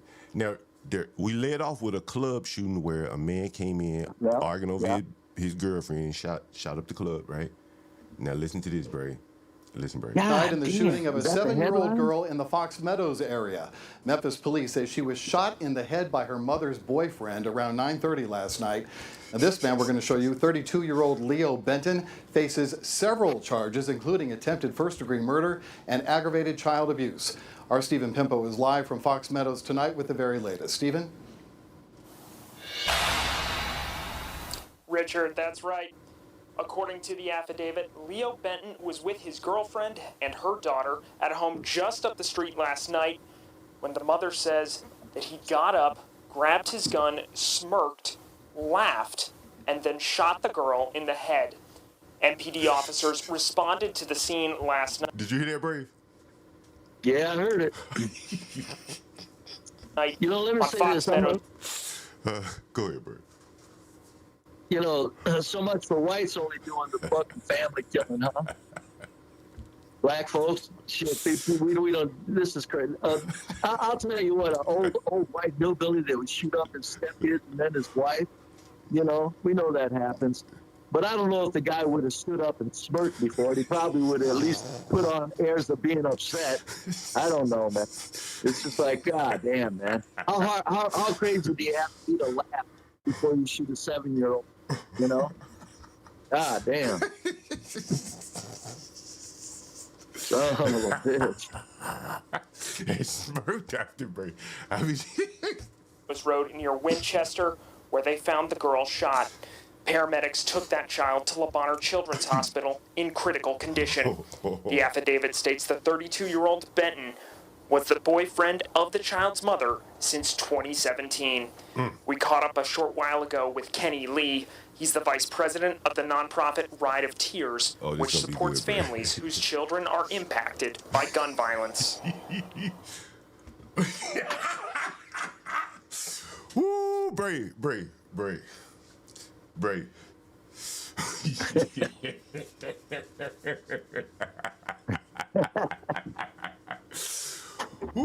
Bray. Can you see what's on the screen, Bray? Oh shit, Bray. Oh shit. I'm just looking at a lot of police officers and flashing lights. Oh, you gonna get there in a minute. Oh, look at that babe. Woo-hoo. Yeah. Fine looking woman right there, boy. Can't beat that shit. She belongs on Pop the Balloon. Get her one of them men on Pop the Balloon, bro. Hell, they won't say nothing to her about how goddamn ugly she is. Bro, you think she gonna get these niggas to stop shooting? She a ride for tears. You think these niggas gonna stop shooting for her, bro? Yeah, they will. Yeah. That's what these women do. I guess the word on the street with the black man is the reason these men hang out with these women out of desperation because they're so fucking lazy, they won't work. So they gotta have somebody. They gotta have somebody taking care of them. So, when a black man needs a place to sleep, he'll kill for the place to sleep. Jesus Christ.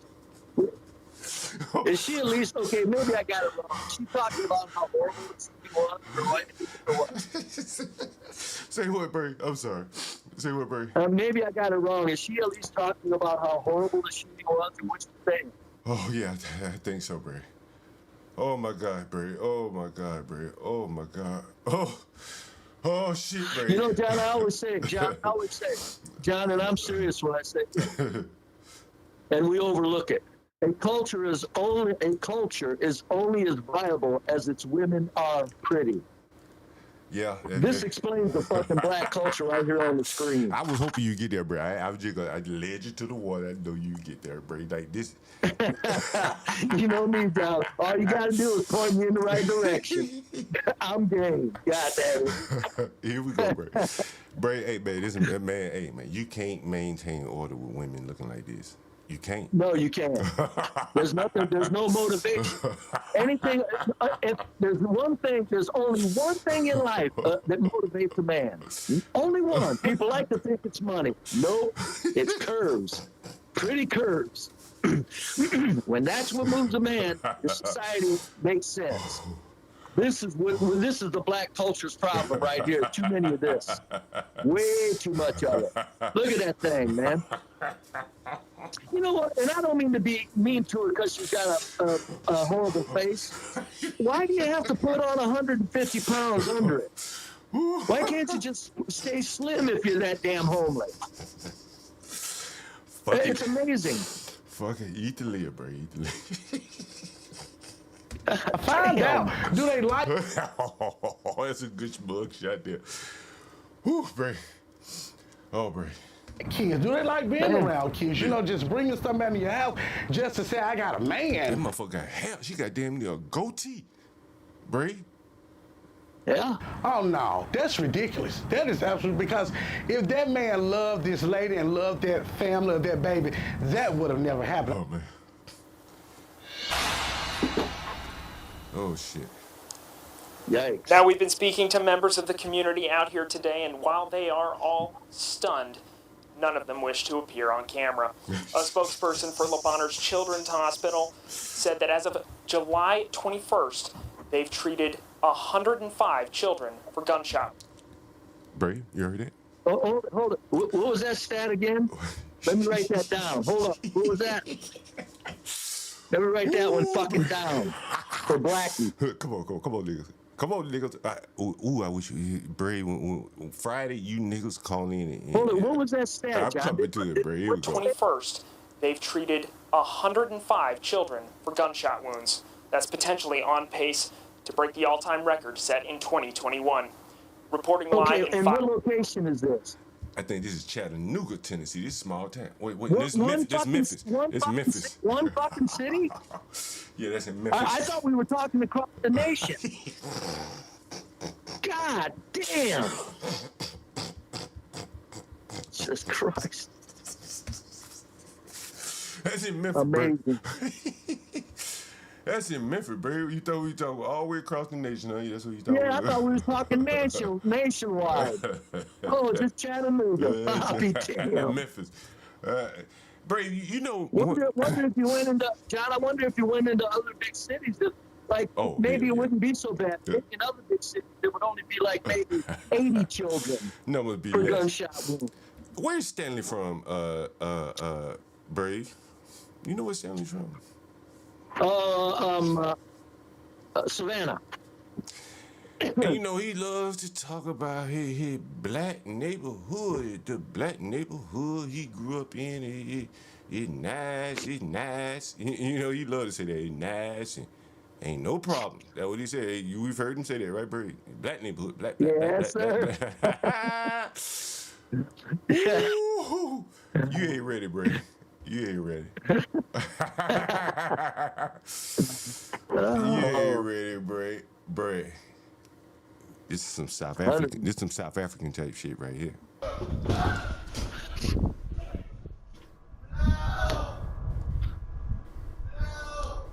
Two men disguised as Amazon workers walked straight to 526 Price Street, covering their faces, wearing signature blue and black jackets, carrying a package even. After knocking on the door, the homeowner, who friends have identified as George Dirk Hardison, he answers. The suspects then forced their way inside. A police report alleges that the two men demanded money before beating Hardison with some sort of sledgehammer. That attack lasts for nearly 8 minutes. The two young men made off with only $80.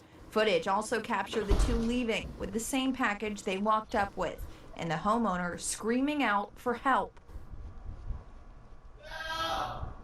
Hardison yelled out for neighbors who showed up soon after to find him covered in blood with multiple head injuries. Witnesses told officers they saw one of the suspects running towards. According to that report, Savannah police officers observed several lacerations to Mr. Hardison's head as he was sitting in his own blood from his injuries.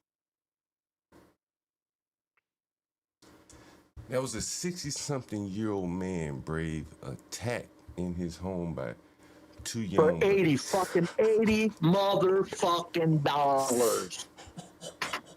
You realize what the fuck? You realize how evil you got to be to do that for $80 fucking dollars? Brave, did they mention race at all?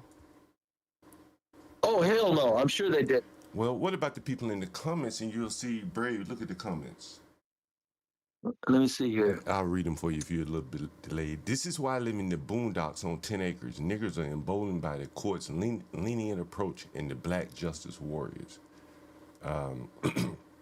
You got some black woman talking about delivery drivers, delivery people. You know, of course, she's not going to say the blacks. But people, the first comment went straight to blacks, Brady.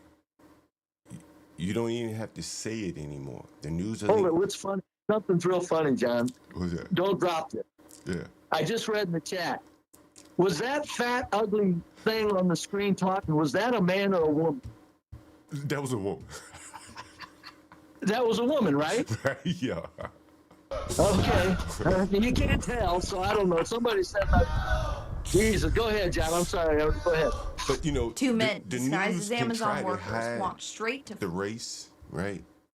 But the commenters went straight to race. It didn't matter. Hide it is not even effective, you know. Oh, I think it's still effective because it gives the 70% the ability to run from reality. If the news said black man running this every time a black man was involved, that would be too much incentive for people to actually start looking into their own behavior, and that's not what's desired. That's not what's desired. They want the blacks to run amok so that they can do that. That's why they won't say anything concrete about any race and any of this inner city takedown and destruction of our entire culture. I don't know, Brave. There's no accident. There's no accident there. Some members tweeted about that Kendrick Lamar, and again, it really just shows the divide. I don't even know how these people govern, Brave. I don't even know how they govern with this type of division. This is Representative Benny G. Thompson, the one who went after Trump very hard, and he represents Mississippi, one of the poorest states. Kendrick Lamar, for drawing attention to the influence of blacks in this country. Black America is America. It sounds like Stanley. Last night performance emphasizes they not like us. Well, here's another one that won't say they. Who the they are? You won't define it. What do you think about that, Brave? Big black Benny Thompson. Well, start saying white, you dirty chicken shit motherfucker. Spit it out. Let these punk ass white people know that they're, when they say they, because white people know it, but if they actually said white, that would make it easier for people like you to go, hey, dumb fuck white man. Do you hear what he's saying? Dumb, stupid bastards. And a congressman sitting there applauding some stupid shit like talking about how influential rap is. Yeah. When in reality, rap is nothing but a complete decay of the black culture with its porn rap and the death rap. And the congressman is giving credit to it. Yeah, it really is. It really is amazing, Brave, when you think about it. Fucking mind blowing, yeah, man. It really is mind blowing, Brave. That Benny Thompson would be out there caping for rap music. We're gonna end it on this one here, Brave. Here's one coming out of Michigan. I mean, these black kids again. I think they, if the blacks can't get control of them, man, I mean, they really are going to be in a hard way. They're not going to show the face of this guy. They're just going to show the back of him. But you can tell that he was black by the violence of the crime in the neighborhood. Listen to this, Brave. As soon as we realized what we had in terms of complexity and repetitive nature, we put it out to the community and got a quick response. Oakland County Sheriff Michael Bouchard telling us it was tips from the community that led to the arrest of this teenage suspect. Suspect is 13 years old. He's a tall 13 years old. Now, you heard what they said. This is repeated, right? These are young people repeatedly committing crimes in neighborhoods. He's 13 years old, Brady. 13, right? I mean, I don't know how you get control of this. 13, man. Well, by acknowledging that it's a small percentage of kids tearing the shit out of your neighborhood, that would help. Yeah, that's half. Instead of making excuses for them. Yeah. Yeah, damn, man. 13 years old. Listen to this, bro. And the parent, I would also say, has been cooperative. Detectives say that the suspect... Look at that neighborhood, Brave. So you know he's black. All right, see?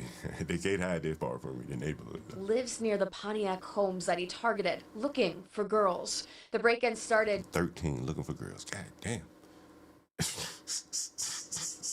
Psychopaths, man. I told you. Psychopaths. There's nothing else to call it. Black people are raising psychopaths. There's not even a softer word to put on it. These kids have no empathy. They have no consideration of life or limb or anything. Hey, Brave, Innate Ways said that's his sheriff right there, Brave, that we just showed on the screen. He's from up there in the Pontiac area. I'll be damned. Hey, tell us what kind of neighborhood this is. Hey, tell us what kind of neighborhood it is. Innate Ways. I think he still lived there. Well, it looks like a pretty nice neighborhood.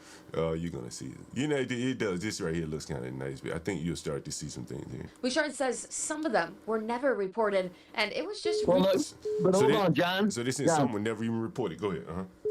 Yeah, well, my point is it looks like a nice neighborhood. What I'm saying is blacks will tear the shit out of any place they're at. Yeah. Well, here's the thing. You remember when you showed that picture on the screen, and I said, blacks would, they probably would look like that. There would be no improvements. So look at this window sill here. Look at this window, Brave, right? Someone needs to put a little paint on there, right? You see what I'm saying? Just a little. Yep. And these... Yeah, just a little wouldn't hurt. This is the gradual decline that this wood eventually will rot, and that's going to be even more work. Like, they're not going to do this, so you can just chip in, you know what I'm saying? And so that's But John, we got to be real here, okay? This kind of is why I'm sick of black people. You see, a lot of white people would have this same kind of window seals that needed painted. White trash, Yeah. when you live around white trash, you would be surprised at the little shit that could be done. So they're kind of doing the same thing. But guess what they're not doing, folks? They're not raising kids that are at 13 going out looking for violence. Yeah. White trash aren't fucking in the streets shooting up the streets. So if the blacks could just leave it to not painting window seals, that wouldn't bother me. I ain't holding that against them. That's just old human trash behavior. Well, I'm saying this is, if you say this is probably a middle-class black neighborhood, and, this is about as good as it's gonna get, in terms of maintaining the neighborhood. It's fairly clean, so we take a little bit more pictures here. Recently, when multiple break-ins took place, that detectives You heard that, multiple break-ins, Brave. linked them all together. It's the worst nightmare for any parent that somebody might be trying to climb in through a window to get after their kids. Climbing in through the window to get after the tree. I mean, that's some psychopathic shit for real, Brave. At 13, man. It is. I don't throw that word around lightly when I use it. Yeah, that's great. Oh, he's just being dramatic. No, look the definition up, dumb fucks.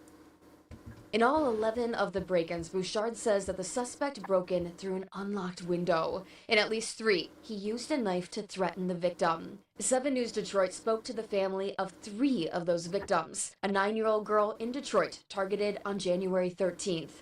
A 10-year-old girl in Pontiac targeted this past Tuesday. And a 15-year-old girl in Pontiac targeted in October. That's amazing. As soon as we realized what we had in terms of complexity. 13-year-old boy. 13-year-old boy. And that's mostly all we've seen. That's mostly all we've seen. Most of the crime is the 13, 14, 15, 16-year-old. We haven't seen much adult crime, have we, Brady? It's what we've been looking at lately is not good. It's all very young people. Brady, very young people. Brady, before you go, I want to ask you about this. The Lincoln Heights, the blacks went and brought out the rifles, Brave, and they I got it on the video, Brave. And what you think about the blacks defending their neighborhoods like this? Look at my baby. Fuck the sound about. Hold it. Ask me that question again, John. So blacks patrolling neighborhoods? Yeah, they're patrolling their neighborhoods with rifles up in Ohio.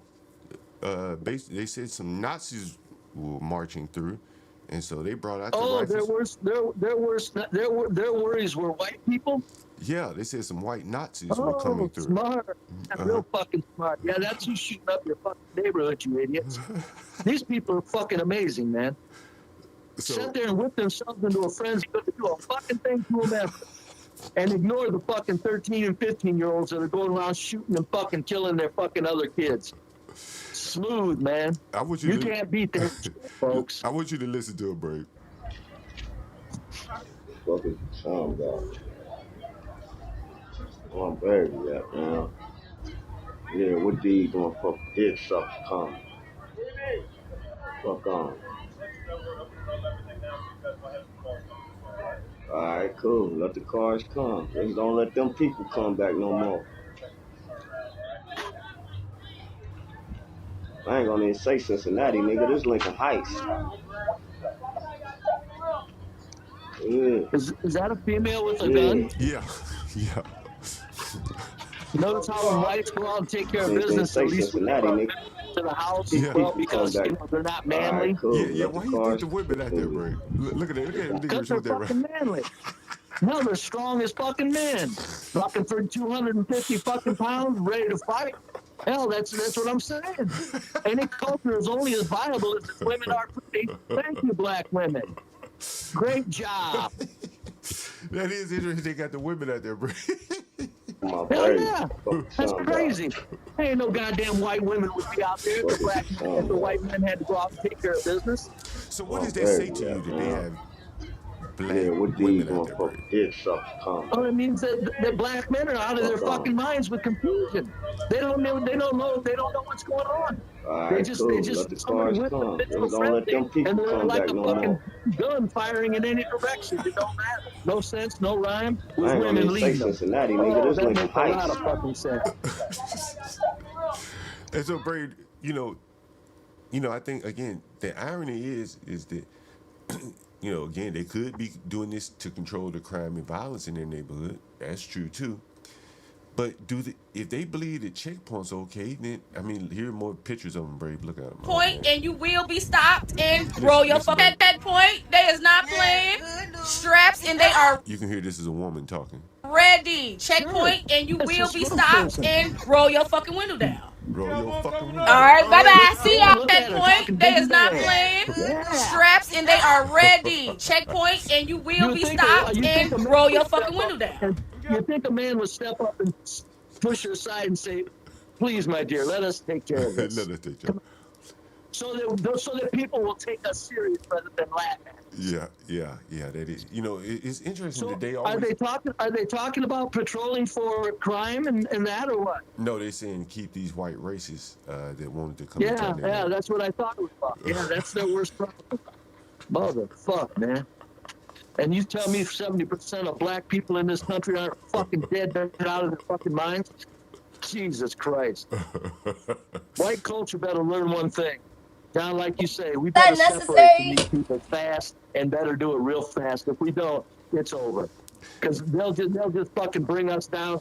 The black race is now a fucking concrete brick around the white culture's neck. Yeah, I think, and they're going to keep demanding more and more, and until someone, forces them to, put the responsibility on them. They're just going to keep asking for more and more, and no one's going to push back against that. And I don't think it's good for white people. I don't think it's good for anyone to just let a group of people act like children, and get away with everything. Well, whites live on hush money, John. We're paid to shut up. We all are responsible people. We have jobs that we have to pay for families with, things of that nature. So we're afraid of losing that income. So how dare we say anything and get caught in public saying it about Blackie, because white people will be penalized severely. So it's when white people just start saying, "Hey, I don't care about." I understand you got to care about your job, but white people, hell, just put on some hoods and start saying shit. On the internet. So nobody knows you. Now, now I get the KKK. Forehead slap. I get it now. Stupid motherfuckers. You got to hide yourself and say anything about this fucking animal, because the media will tear you apart. Brave, do you think the NFL will be able to continue doing this Blackity Black show like this? I think they'll push it as far as they can and back off when they see it cost them. But the reason they'll push it as far as they can is because the owners of the planet are kicking white people right in the fucking teeth right now in America. White people don't get that, but that's what's happening. Now, I think the owners, I've said it before, when you have that many blacks in an organization, they're going to bring their political inclinations into the workforce. You know what I'm saying? They're going to bring their grievance, and with 80%, 70% of the players being black, you're not going to stop them from talking about the issues that are affecting, Yeah, but John, I'll tell you, blacks have been 70 and 80% of NFL for how long now? 40 years, 50 years? Yeah. It hasn't been that bad. That's why I'm saying. That's why I went to the old rootin' tootin' global corporate machine level. There's something going on here that's way past the little old silly owners of the football teams. That's what I'm saying. These people are being empowered. These people are being empowered, and it's called engineered decay.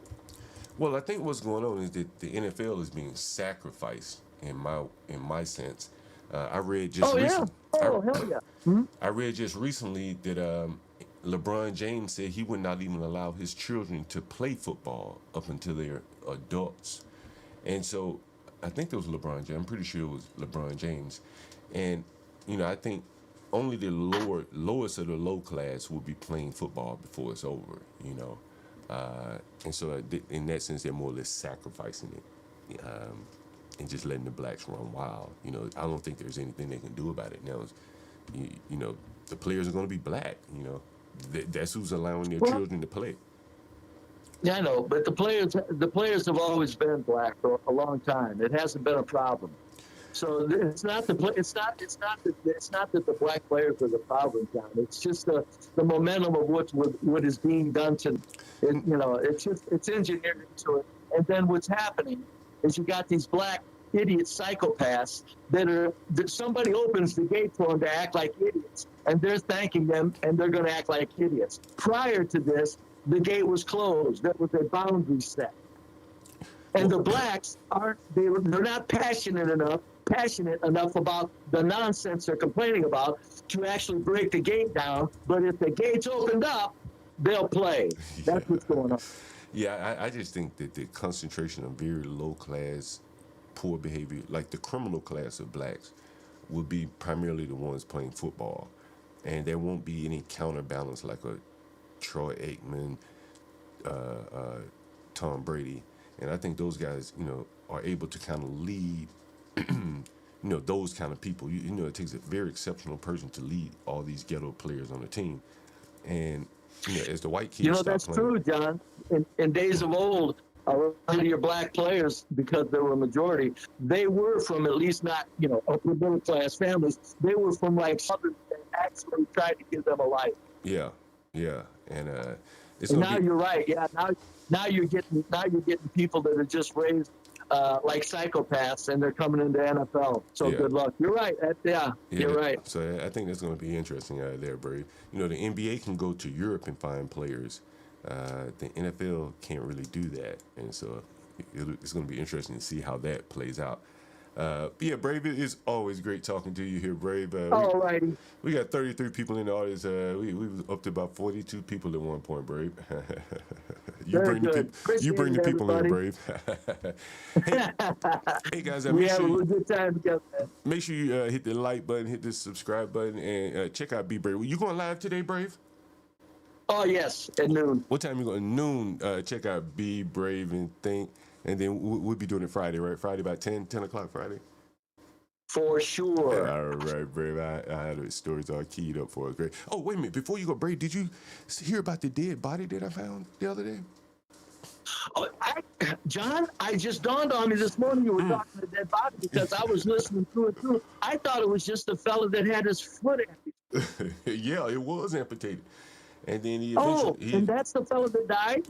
Yeah, he called in to while I was on stream and rented the room on the stream about a month ago.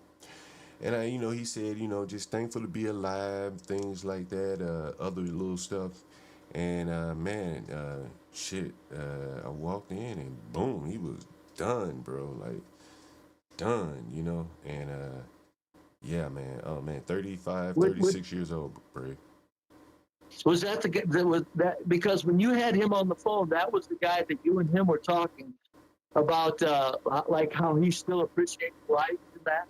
Yeah, and saying how just thankful that you were a black man on the phone, to answer his call. You know what I'm saying?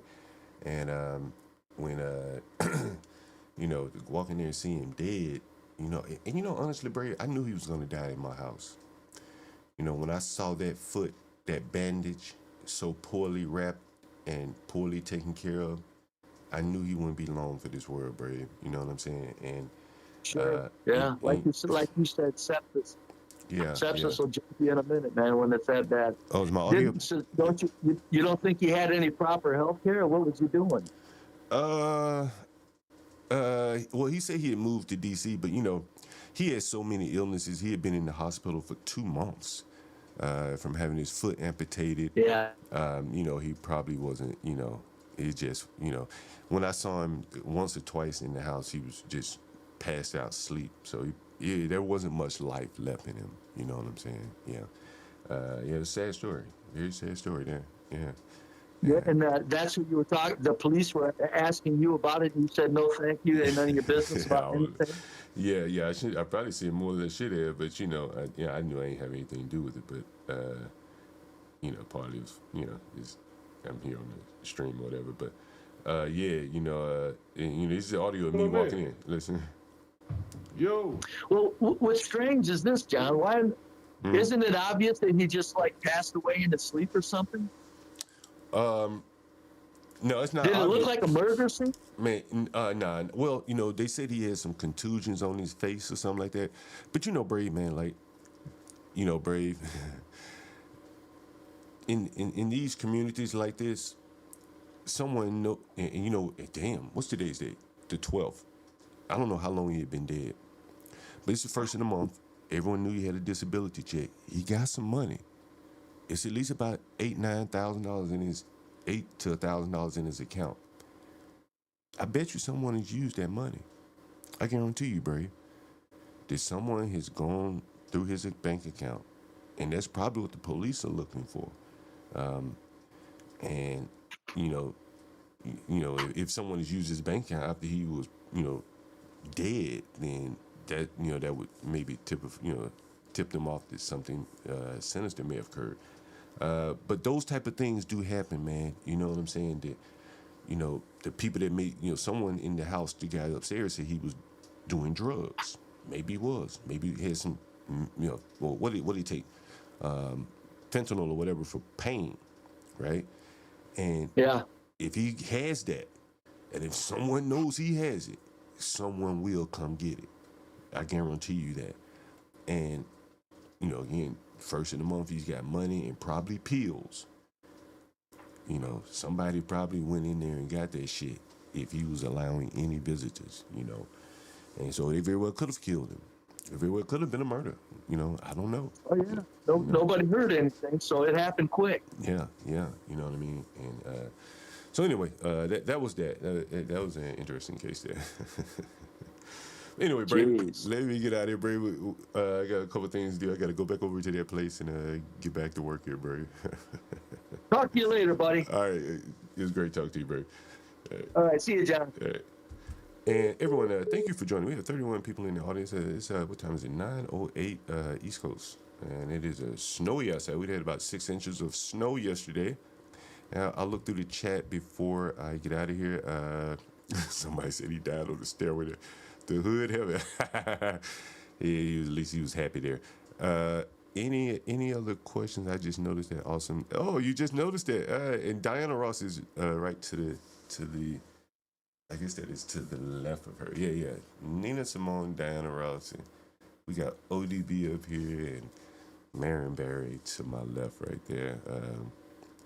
He wasn't doing much living in that condition. Yeah. Nah, he was sick, man. Yeah, I agree with you, HB. He just let go. No, the poorly bandaged foot. I saw that foot about maybe a couple weeks ago. He came upstairs to the refrigerator. And matter of fact, if you remember, when he was moving in, I asked him a question. I said, can you even walk upstairs? And he said, yeah, I can walk upstairs. And so I put him in the basement. And then one day I saw him getting a bottle of water out of the refrigerator, and he had to go up the stairs. And I saw that bandage, and it was just in tatters, and he clearly wasn't showering, because you probably have to unwrap. I don't know how you would shower with that thing. And oh man, I'm just getting the chills just thinking about it, the infection that would have been in that thing. And so HB may be right, man. Just getting up, going to the doctor to get that thing dressed and treated, and the dialysis. One of the two, but not both. And I think that was just too much for him to overcome. The dialysis, the amputated foot, and then you add in the diabetes, and that's a triple whammy there. 35-year-old man. So that's why I always say, live life to the fullest, because you never know. Anyway, thank you for joining the stream. Make sure you support the channel. HB2N, Stanley Cross, Get Cracked, me, John Garland, our wonderful Portia J, our editor there. We're doing $10 a day for Portia J. So make sure you support the channel. Keep us going here. Once again, thanks for joining.